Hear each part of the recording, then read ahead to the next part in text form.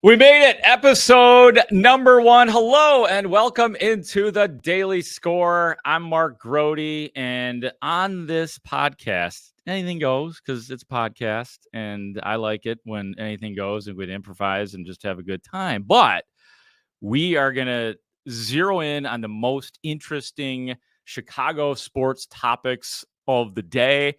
I will use my best discretion to come up with the best topics for you. I got a pretty good handle on it in my 13 years full-time at the Score and then at WBBM before that. I like to think I have a pretty good idea of what you guys like listening to or hearing about or learning about as far as Chicago sports are concerned. Ray Diaz is our executive producer. You probably know him from the Bernstein and Holmes show, as he runs that show on a daily basis as well. We are lucky to have Ray with us on the show, and occasionally Ray Diaz will interject as well. As a matter of fact, anytime he feels like jumping on the microphone, I am totally down with that.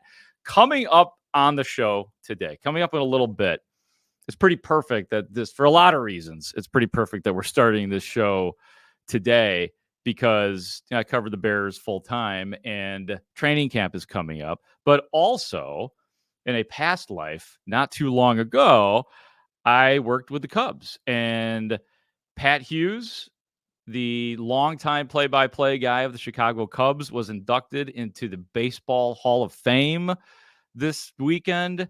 And I get to talk to you about my personal experiences with Pat Hughes, which are mostly pretty funny and pretty entertaining, I would like to think. So I was part of the broadcast team from 2015 to 2017. Obviously, not a bad time to be part of the Cubs broadcast because, things happen. The Cubs happen to have won a World Series. So 15, 16, and 17, all years that they ended up going to the National League Championship Series. So I will talk about that. I left after the 2017 season, as many people know, to cover the Chicago Bears. And I will talk about that a little bit as well. I have people probably, I don't know, it's down. The numbers are down a little bit, but I'd say once a month when I'm hosting on the Score, I've got people asking me about why did you leave the Score? What do you like doing better? You like doing the Bears better or the Cubs better? I'll try to address that. If I don't get to it in full in this podcast, I will definitely share that with you, because we're doing this thing every day. We're doing it every single day. And it will drop every single morning as well. So we're going to talk about Pat Hughes. I'll share my experiences with you. I'll tell you why he was great, and I'll tell you about some of the fun that we had as well. But we do begin talking about the Chicago Bears because, oh man, the Bears placed wide receiver Chase Claypool on the physically unable to perform list, better known as the PUP list in the NFL. In other words, he will not be participating, at least practicing, when training camp does blast off this week. And my first reaction to it was, it sucks. It sucks because this Chase Claypool, maybe more than any of your consequential players on the Bears, needed all of it. The OTAs, the mini camps, the training camps, just because he did not have a great season last year. And I'll get into some of the numbers here, but let's get a little bit more specific about this. He is, like, in terms of the PUP list, like more details on what's going down. He is on the what's called the active PUP list, which means that he does count towards the team's initial 90-man roster, and he can be removed from the list at any time during training camp, which would be delightful to see. I would love to be reporting that to you guys at some point in time, but he's not going to be practicing to start. So that said, how hurt is Chase Claypool? What is the injury? What's going on? This was Bears head coach Matt Eberflus back in June. I was there with the rest of the Bears beat. Matt Eberflus was talking. We were probably asking on a daily basis about Chase Claypool. Here's some of what Matt Eberflus said about the injured Chase Claypool. This time of year, I'm not really going to talk about the injuries, but sometimes you get some soft tissue stuff, and there's no reason to risk anything at this time. So, he just felt something, and like a lot of guys have, we'll let him sit out for the day and feel where they're going from there. So that's what we do. Yeah, and Matt Eberflus, I mean, that was pretty much the answers that we were getting on a daily basis, and they were not obligated to give us the specifics on all of that. He did proceed to eventually say that he is dealing with a few things. So we don't know what those few things are, but soft tissue, soft tissue, soft tissue. That was the line that we were given regarding Chase Claypool. They were always hopeful that Claypool was going to be ready for training camp. Nobody guaranteed that he'd be ready for training camp, but I understand why for a lot of people listening right now, it blows because you wanted to see that guy and see what he can do, considering what you gave up to get him. I can tell you that Claypool was present during those, during the mini camp, not practicing. He was, helping out with his teammates out there. And of course, as a reporter, I'm watching him very closely. There was nothing recognizable. Like I didn't see him limping or necessarily favoring anything. That doesn't mean anything because it's not like he was running or doing anything to maximize or to really test the injury. So it's hard to tell at this point. But Chase Claypool, when I talk about a rough season for him last year, 7 games with the Bears, 14 catches for 140 yards, and did not have a single touchdown. Bears acquired Claypool from the Pittsburgh Steelers on November 1st, as a matter of fact, for a second-round pick, which became Joey Porter Jr. for the Pittsburgh Steelers. So that's where we're coming from in terms of Claypool. And here's why it's really frustrating. I want you to listen to something here. I talked to Claypool last year in November, after he had played several games with the Bears, and he was not being targeted a lot. Obviously, with the numbers that I just gave you, he was not really making a big impact. So he'll talk about that and the numbers and the targets and all of that, and then listen very closely towards the end of this soundbite where he's talking about the OTAs and the mini camps and the training camp. So here's Chase Claypool. Yeah, like I'm not really trying to put, all these like external pressures, like, people are like looking at the stats, looking at my targets, and like a lot of people could look at, like I could look at that and be like, oh yeah, I wish I had more, I wish I had more targets, but like why do that? I don't care what my numbers are, I don't care how many targets I get, I don't care how many yards I get. I just really want to win. Do you ever think about looking forward to starting with this team from the beginning of a season, training camp? I'm super excited for, like, it's weird to say, but I'm super excited for OTAs and being able to get that full year in, because there's my whole route tree is different. It's a little harder to run the routes you never ran before. Yeah, a little harder to run the routes you hadn't run before. And he was dropped in here last year. That doesn't excuse him for the bad season that he had with the Bears. It doesn't absolve him completely of it. I mean, you have to take that into account. But the point is, you heard him telling me right there that he's looking forward to the OTAs and the mini camp and the training camp. And as I have said several times, nobody looks forward to the OTAs and the mini camps and the training camps because it's not the regular season. It's hard. It's work, man. And especially a guy who I guess you could call, Chase Claypool is entering the veteran part of his career just because of the lifespan of the NFL. But that's where he was coming from. This is a guy who was earnestly looking forward to getting out there. When we talked to Justin Fields, he was talking about how sort of intense Chase Claypool has been in the offseason in terms of wanting to get better and wanting to connect with Justin Fields and just wanting to be good, wanting to be worth a second-round pick. So, again, for lack of better terminology, it stinks. And I know, as soon as I tweeted it out on @MarkGrote Sports, a lot of people making snide comments as we do on Twitter. It's just part of the game. I get it. But, Chase Claypool, unfortunately, has been a bit of a project. That's what, guys, veteran guys can be projects as well. And that's what Chase Claypool is right now for the Bears. He is injured. He is on the PUP list. And we don't know if he's going to be good. So there you are okay to be concerned. Now, Darnell Mooney also was absent from OTAs and minicamp. He missed 5 games last year with a broken ankle. dare I say, he continues to be expected to be in training camp. So I'm going to go under those terms that Darnell Mooney will be there. You obviously have DJ Moore in his first year with the Bears. Just getting to see that in the mini camp and the OTAs, it was pretty cool. I mean, just to see the connection, and it seemed like that was their number one goal. Like if you put together the top 20 list of what the Bears wanted to accomplish in their OTAs, I think it had to have been, let's just throw the hell out of the ball to DJ Moore and make Justin Fields and DJ Moore very comfortable. It's not done yet. Chemistry is not completed, and that will continue in training camp, but it was definitely something that was encouraging to see. Let's just put it that way. You got Velus Jones Jr., who was very disappointing for about the first 14 games of the season. Then he seemed to find it a little bit in the last 3 games of the season. Dante Pettis back with the Bears, and he seems to have a decent connection with Justin Fields. Tyler Scott, the rookie out of Cincinnati, the 4th rounder. I know a lot of people are excited about him, and you should be excited about him. He's speedy, potentially exciting player, but he's a 4th round pick.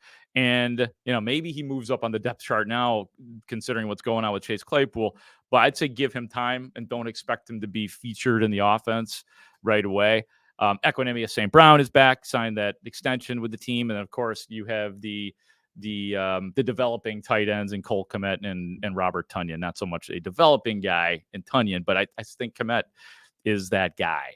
So that's the disappointing news in regards to Chase Claypool right now. We'll continue to track that for you and hopefully have an update soon for you on the show. As far as Justin Fields is concerned, because that is still going to be, numero uno, no matter, there's a lot of different players, a lot of new players, which is fantastic to see. But you know it, I know it. Justin Fields that's the story this year. And he's, other than the excellence in running, we know all about that. There's another half to his game, which needs to evolve in a big way. 15 games last year, 17 touchdowns to 11 interceptions, 2,242 yards altogether, again, in those 15 games that Justin Fields did start. And what we have been told is, as we try to get answers from the coaches on what it is that Justin Fields really needs to do to get better when it comes to talking about footwork and release and timing. And we're going to talk about that here in just a second. But Sam Monson of Pro Football Focus was on the Score recently, and I thought I would start with him, this soundbite, because it's a good reminder for what Justin Fields was dealing with last year. Here's Sam Monson. Justin Fields last year won himself that starting job with zero help around him. He was set up to fail given how much they stripped that roster down around him. And yet he went out there and showed that he deserves a chance to prove what he can do with some help. So he's one of the most special athletes in the NFL. Now he's got a number 1 wide receiver. He's got a better offensive line. Let's see if he can be a top quarterback as well. Yeah, so set up to fail. I mean, that's pretty harsh, but it's probably pretty true. Now, some of it's on Justin Fields. I mean, there are, like we said, there are specific things. Get rid of the ball more quickly. We had a chance to speak to Andrew Janocko, who is the Bears quarterbacks coach, and that's what I was trying to get into with Andrew Janocko. Let's get into the footwork and the release and the timing and the specifics of Justin Fields, other than what we know about him. What we know about him is that he is a terrific runner. What we know about him is that he's a terrific leader. What we know about him is that he's the first guy in, the last guy out. But I've kind of hit my maximum point on hearing all that. Now I want to know the X's and O's, the specifics, the mechanics. Let's start with Andrew Janocko. And this was, again, this was back in June when we last had access to the Bears, but Andrew Janocko is the Bears quarterbacks coach. I think with his feet, mentally, obviously we see that, just a deeper understanding of the little nuances of an offense. the timing, the rhythm, the protections, all that stuff. And then that translates on the field, and then his feet mirror those little nuances, and you just see that development grow and that growth every day. What kind of improvements have you seen from Justin Fields in terms of his arms? I know we talk about the footwork a lot, the leadership a lot, but what about throwing the football? What is he doing better? Oh, I think, he's made a conscious effort to just make himself smoother, make himself more fluid, letting his feet lead him, and then everything else mirrors off of that. So to me, that's, where we've seen some growth. It's what he's put a real focus on. So just, quantifying that with, as we get out there and completing more balls and putting ourselves into those situations in the game, that then it goes to training camp and hopefully see it carry over there. Yeah, and that'll be coming soon. So did it seem like it was, in terms of that, the footwork seemed better?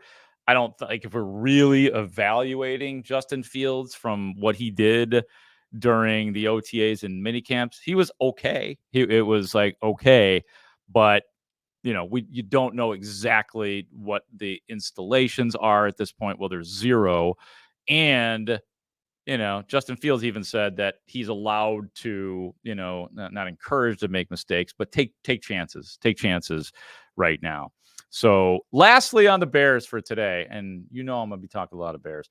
Last thing though on the Bears here before we get to Pat Hughes and the Cubs, Justin Fields himself on those things that you just heard from Andrew Janocko: release, timing, footwork. What say you, Justin Fields? When you talk about the feet kind of controlling the clock in your head, is that the entirety of the rhythm and timing that you guys are looking for? How big a part of the rhythm and timing that's being emphasized here is tied to that?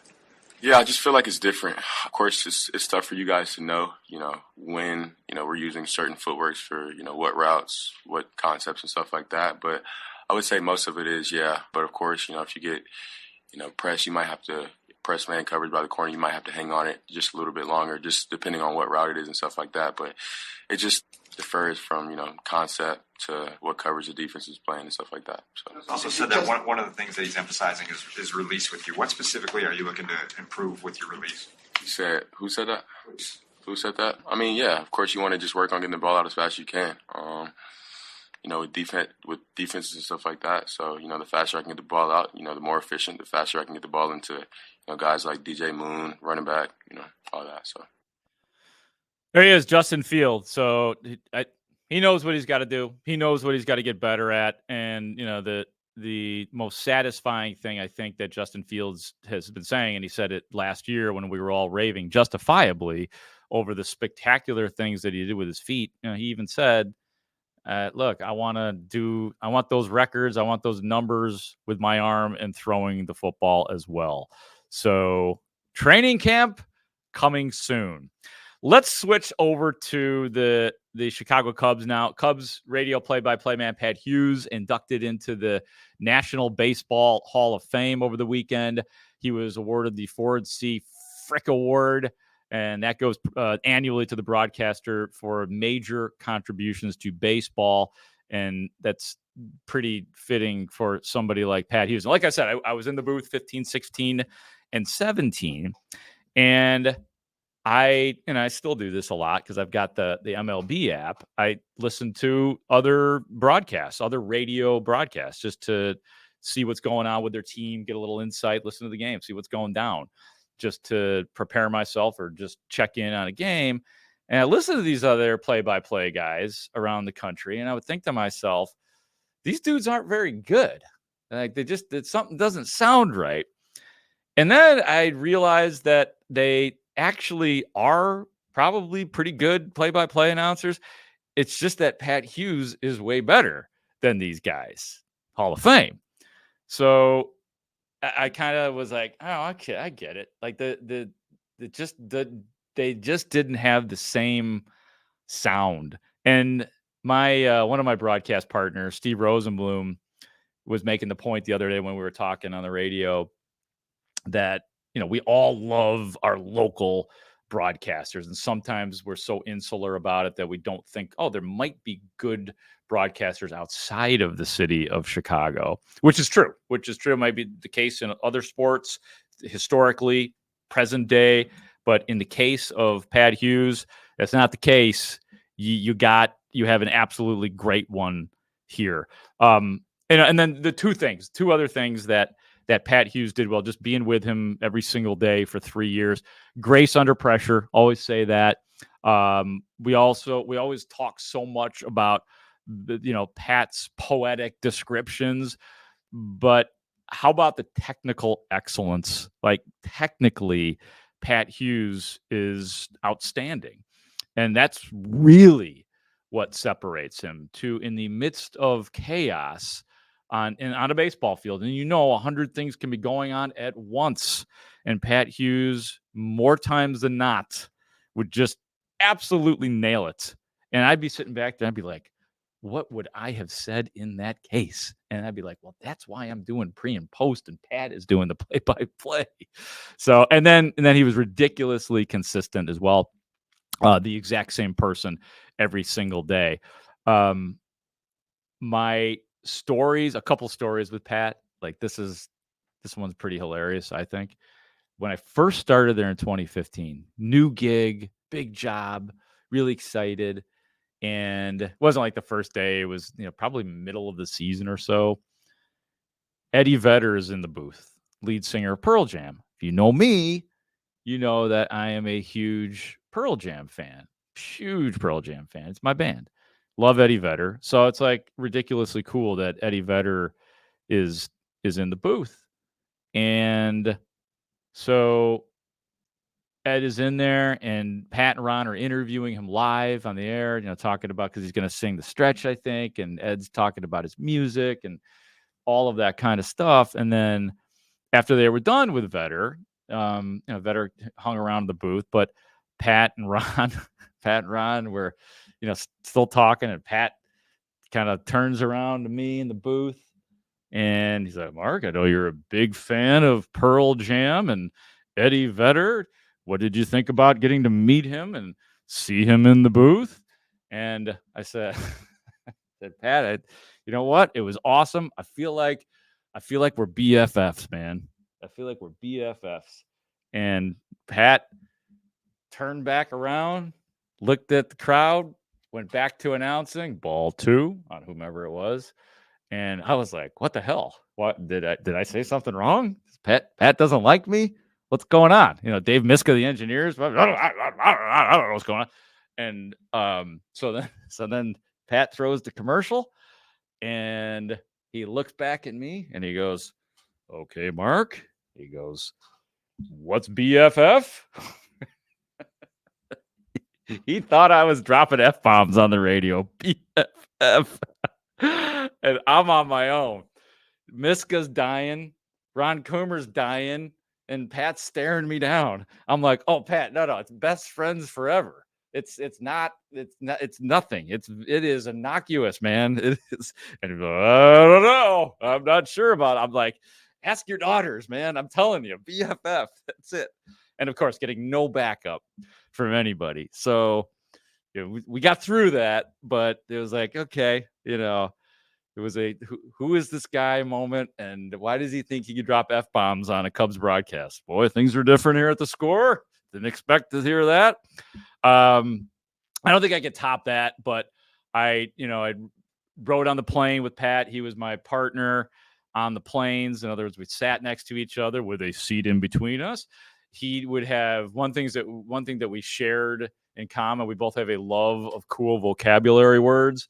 And so Pat had this book from like the 1990s, I think, because it was like just a paperback small book with all these cool words. And he would throw the words at me and we would try to use them in a sentence. Yep. I'll tell you what, man, the glory years, I got to tell you. There was the time that Pat and I, this was not a good thing. One thing you may or may not know about me, I have zero sense of direction. And this was in, I think, 2016 season. And I understand we all have our apps that we can use to get us places. I wasn't very adept at it then. After this game in Minnesota, Ron Coomer was having a party. So after I did my Pat hung out with me after I did my post game because he wanted me to walk him to the party because he didn't know where it was. And, well, I didn't really know where it was. So Pat and I basically got lost in the era of the smartphone, Pat Hughes and I got lost in Minnesota. We finally, and both of us were so frustrated. We're asking people, and people are like, well, here, just put it in your phone right here. And eventually we did make it to the Coombe party, which was a blast. But that was quite a moment with him. And then, of course, Pat's love of the man loves water, and he loves salmon. Salmon, like if you put salmon in front of him and asparagus, it's over. And he collected bottles of water. So those are my Pat Hughes stories. Loved him. Absolute, still love him. He's fantastic.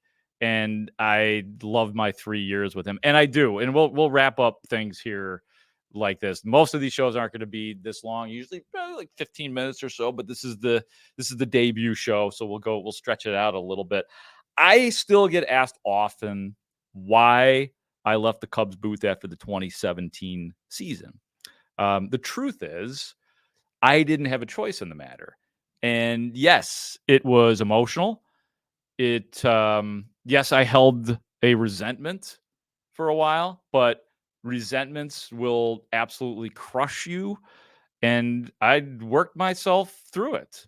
And I have gotten to the point where I don't need nor want the whys from anybody, Matt Nagy, because I really, there weren't a whole lot of whys when it came to it.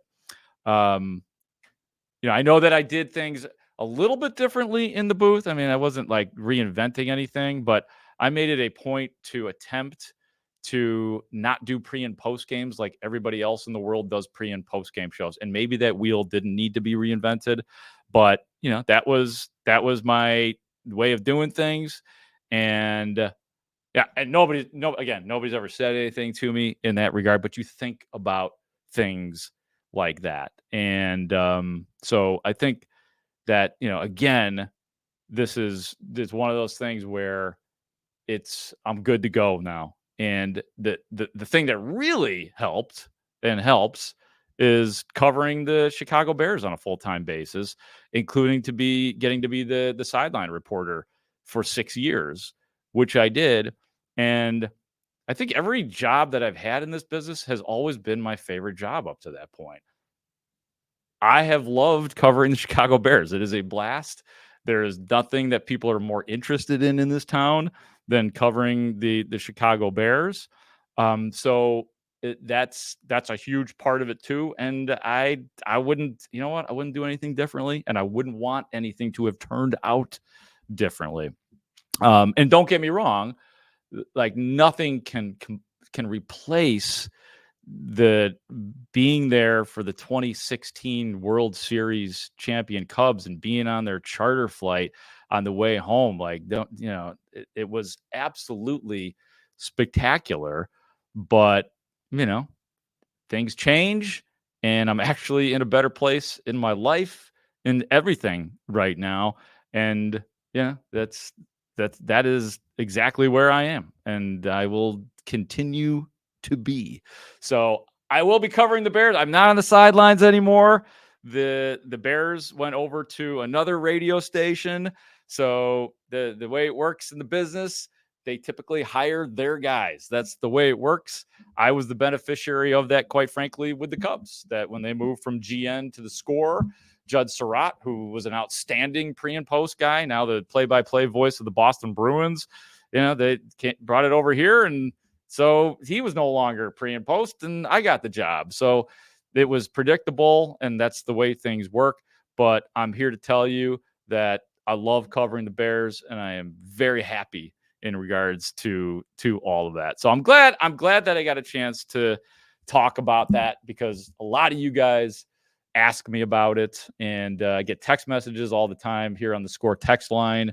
So you should know that it is all good. And the one other thing too is the one thing that, doing baseball is rigorous, because it's every other week you are on the road, and there's a lot of great to it, a lot of benefits to it. And, traveling is first class, and the Cubs were great in regards to all of that. But one thing that I missed a lot is I kind of lost touch with, this sounds weird, with the Score as at large, and talking to callers and expressing my opinions and doing all that kind of stuff. Like I always feel very distant from it because you're part of a broadcast team, you're part of a network. You kind of got one foot with the Cubs, you got one foot in the score, you got to please different masters and all that kind of stuff.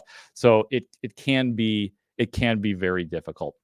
That is going to do it for our debut episode here today. We're doing this every single day, and hopefully you guys will listen and you'll tell a friend. Ray Diaz, thank you so much for producing the show. I am Mark Grote, and we will talk to you soon on the Daily Score.